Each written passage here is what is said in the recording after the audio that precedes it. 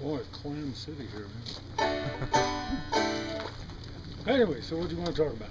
Uh, how did you get into bringing the folklore into actual music sets? It came about because of a racket I sort of figured out when I was in grade school. That is, you get to learn a lot about one thing, and depending on what it is, you can apply it to dang near everything. So I got interested in folklore, partially because my dad was kind of interested, and we used to have books around the house about folklore, the railroads and things, and I read all these avidly. So whenever I was supposed to write a paper, like in grade school or high school, it'd be the folklore of folk values or folk themes in such and such a story, or this kind of literature, or that kind of literature, or the folklore about the Civil War. No matter what it was, you could kind of work folklore into it. So it just became kind of an interest and one of these things where I just kept finding applications every place. And the music came just because my family all esteemed music, and everybody played music in varying degrees of excellence. My brother Pat is a superb multi-instrumentalist, way better than I am. And my dad and mom both played. My mom was in a little girl group back in the days of the Dinning Sisters, who no one's ever heard of, but they were a big name before the Andrew Sisters. Anyway, so music all over the family. Folklore came from just reading interest and reading nifty stories about railroads particularly. I grew up near the railroad and worked on the railroad for a while. And then I spent 4 years in a monastery trying to figure myself out, and I quit and got a couple of degrees, one of which was in English. And I was particularly interested in the connection between American literature and British literature. A lot of that comes from the folklore, the balladry, for example. You find a ballad here, like the Streets of Laredo, and you find out that it's got ancestral roots in 3 or 4 different countries, in the British Isles, in Ireland, and so on. And so the process of that kind of changes that those ballads took, I found kind of interesting. I always thought it told me a fair amount about the American character as opposed to say the British character, the way they would treat the changes that took place in a ballad about ghosts and spooks of various kinds in the old country. When they brought them across to this country, they dropped all that stuff. So you'd have these kind of odd songs. In the old country, it was about the woman who was seduced by the devil, and he got her aboard a ship and sank the ship, and they all went to hell. In the American version of it, the devil doesn't even show up. That she just got on the ship with this guy, and the ship sank. And so you kind of lose some of the narrative thread there, and I find that interesting, and it tells me a lot about what the Puritans were likely to bring across the ocean with them, and what the Scotch-Irish saved down there in the Appalachian Mountains. It's kind of a long answer to a short question, but the folklore, just to me, the background of the songs is as interesting as the songs. And I always like singing these songs, but it's so often they're kind of this mysterious entity, kind of a hologram in the middle of, doesn't appear to be connected to anything. But once you get looking into it, my darling Nellie Gray is a good example.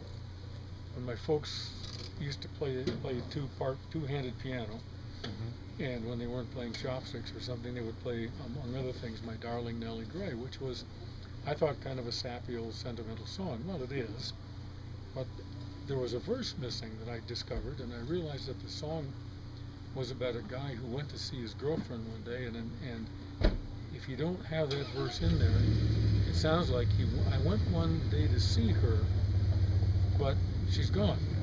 Okay, the verse that's missing is, I went one day to see her, but she's gone, the neighbors say, for the overseer has taken her with a chain, and he sold her off to Georgia to while her life away chopping at the cotton and the cane.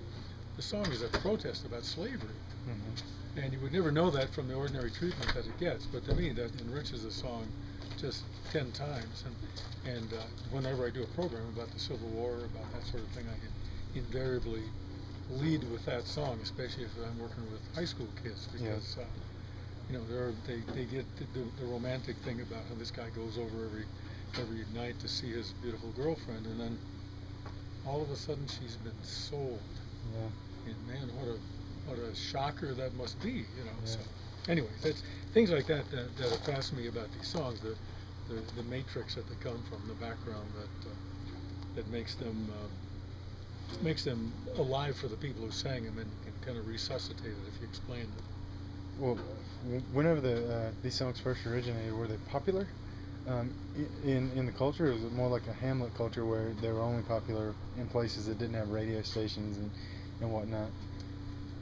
Yeah, yes to both questions. And a lot of the songs that we think are kind of folksy songs, well, My Darling Nellie Gray, for example, was published in sheet music around the 1850s, I guess. It was written by a Nebraska school teacher by the name of Hanby, and it became almost as influential. It became influential, much in the way that Uncle Tom's Cabin became influential in changing the minds of some northern people about slavery, because they hadn't thought about it much until they got to know Harriet Beecher Stowe's book, and other people hadn't thought about it much until perhaps they heard the song and were shocked by the implications of it. So it had its own kind of popularity in the sense that it was out in sheet music, it was sung widely in music halls and so on, but and I don't know if at that time if they were dropping that particular verse, because without it it's just kind of a maudlin song about a guy whose lady friend dies. Yeah. A lot of them were very kind of esoteric little songs, and you know, the folklorists will say that something is folklore if it's sung, if it's passed down orally, that is, it's not learned from books usually. Yeah. All of these are very vague ways of looking at it, but folklorists will say that if it's handed around orally, if it's generally maintained within members of a particular group, even though it can be a pretty large group, and if it exists in variants because people change it accidentally or on purpose as they go through it, so, you know, as it's passed along, and so. And often they started out as popular songs that sort of fell into the folk tradition and started changing. And as a matter of fact, parodies of songs would be considered folklore or folk songs. Yeah. So instead of on top of Old Smoky, all covered with snow, we'd have on top of my pizza, all covered with cheese. Well, that's the kids' folk song, is what it is. I mean, some kid made it up in a camp, and all those kids sang it, and they dispersed, and now it's sung by gazillion kids in a gazillion summer camps throughout the country, with slightly different versions, you know, about how the meatball fell on the floor and rolled over and killed somebody, you know, fun stuff like that. Would you play the old Nelly Gray song? I would play that on the auto harp, I guess. Well, let's see how it goes on this. I never.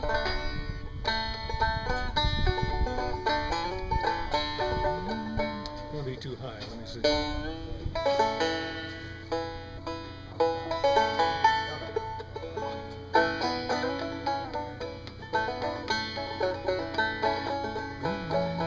I think I can hit that note. I'm not sure. There's a low green cabin by the old Kentucky shore where I while many happy hours away, just a-sitting and a-singing by the little cabin door where I first met my darling Nellie Gray. I see, when the moon was o'er the mountains and the stars were shining too, then I'd go with my darling Nellie Gray, and we'd float along the river in a little red canoe while the banjo so sweetly I would. Oh, my darling Nellie Gray, they have taken you away, and I'll never see my darling anymore. I am coming, let the angels clear the way from the cabin on the old Kentucky shore. I went one day to see her, but she's gone, the neighbors say, for the overseer has taken her with his chain. And he sold her off to Georgia for the wilder life away, chopping at the cotton and the cane. My canoe is underwater and my banjo is unstrung. I'm tired of living anymore. My eyes shall look downward and my song shall be unsung. Farewell to the old Kentucky shore. Oh, my darling Nellie Gray, up in heaven there they say, they'll never take you from me anymore. I am coming, darling Nellie, let the angels clear the way. Farewell to the old Kentucky shore. Farewell to the old Kentucky.